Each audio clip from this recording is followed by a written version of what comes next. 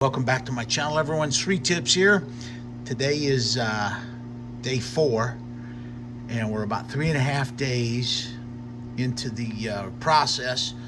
And what's happening down in here is as the silver dissolves, it leaves behind this mess, a goop of like a mixture of silver nitrate, platinum group metals, a little bit traces, gold, a little bit traces, and a bunch of other just junk in this filter.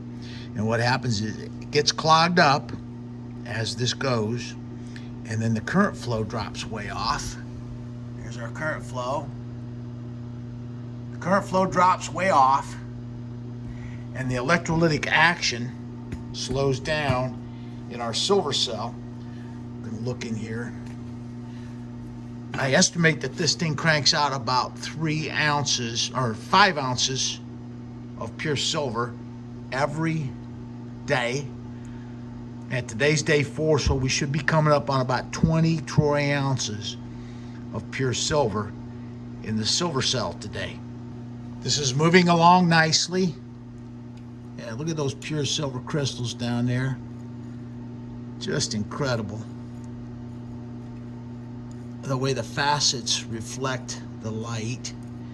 And let me give this a quick stir the electrolyte up.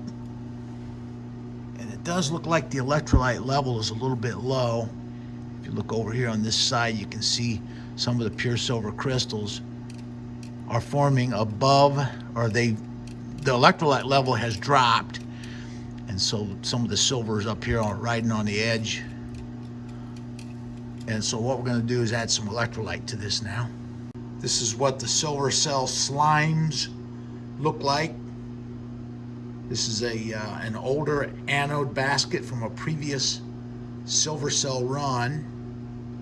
And it's just a bunch of dirt, traces of platinum group metals and gold that get clogged up in the filter, and then the current flow drops way off, and the electrolytic action drops way off.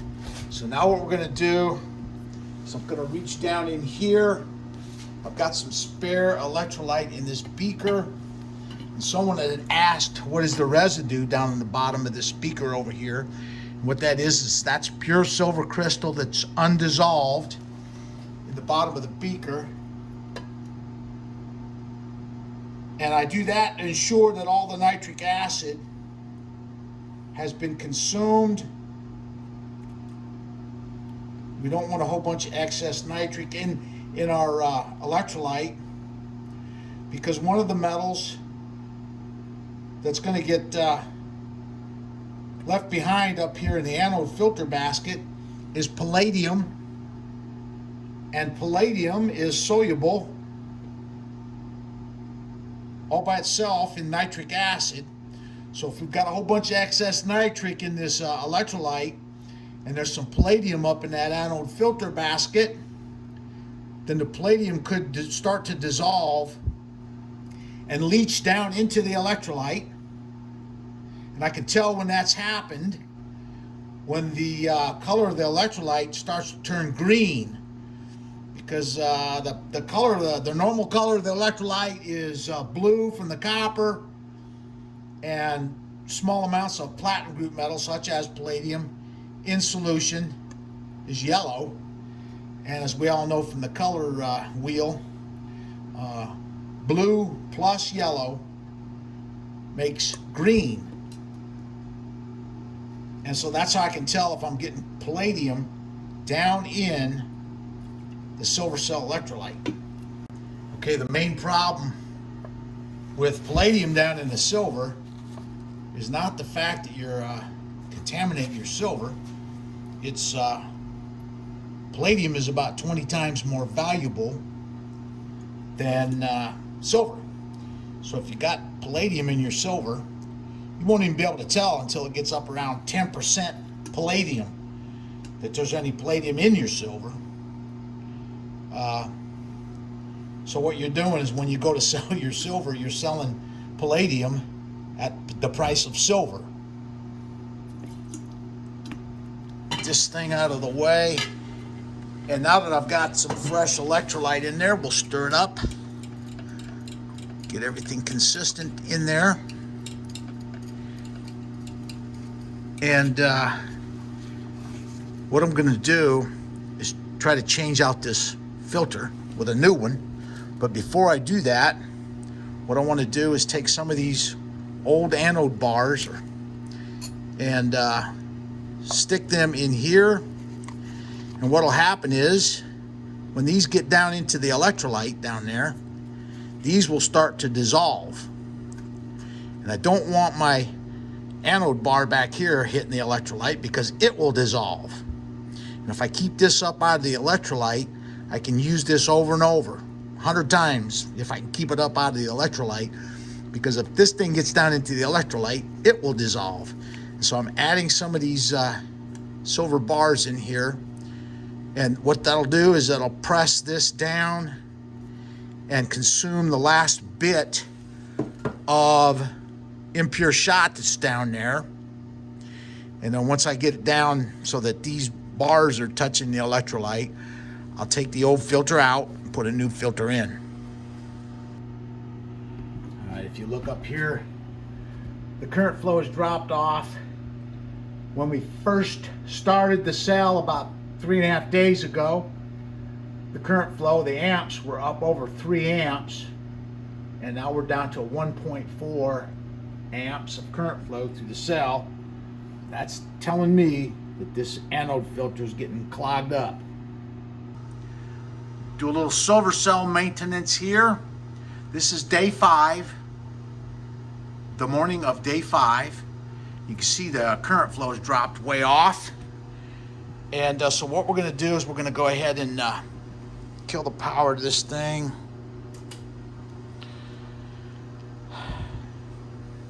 Take the anode bar off of here, the anode electrode bar.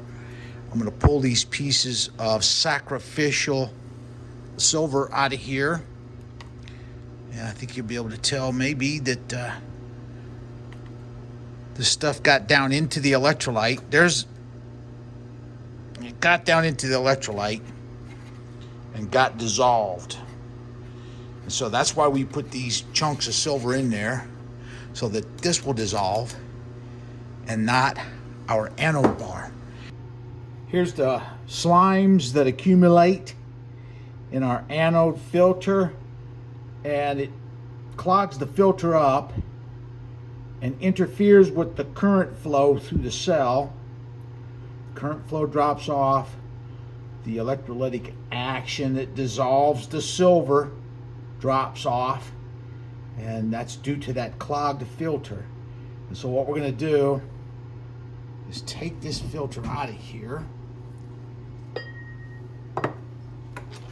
Just grab it with our tweezer, and I'm going to lift it up and then add it to this container here, like so.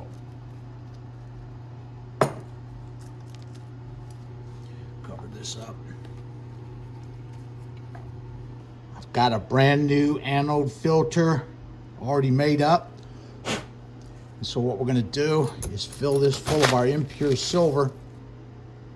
This is 98% silver, 2% copper. I get this material from my gold refining operations. I use sterling silver to inquart gold, and then I pull it all back out with nitric acid boils.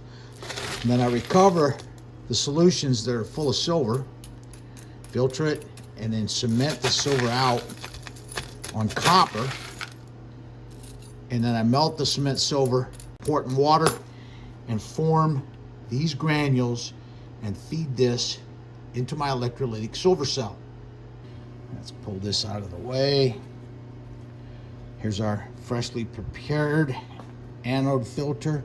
Just going to drop it down in here.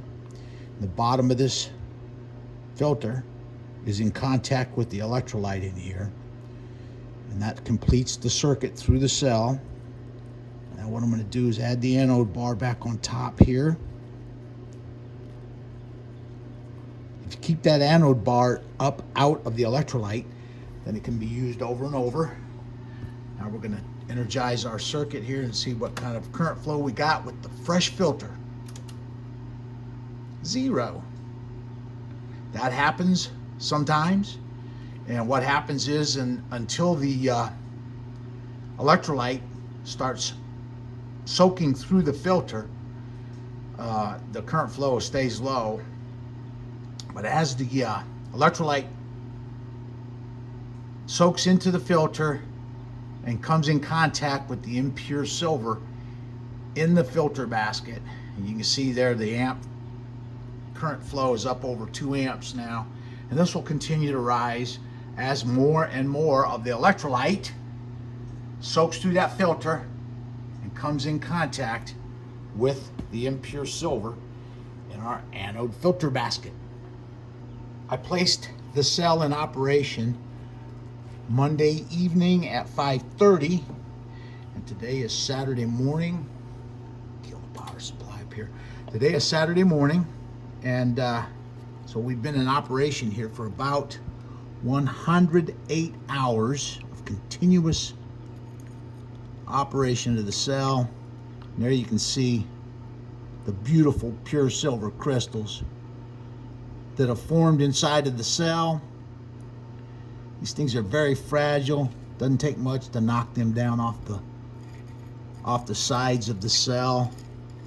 But this is pure silver, pure elemental silver, investment grade, 3/9 fine or better. That'll do it for our maintenance for the silver cell today. And if you look up here, that fresh filter should have some nice current flow going on. That'll increase as everything gets acclimated down in here from receiving that new anode filter.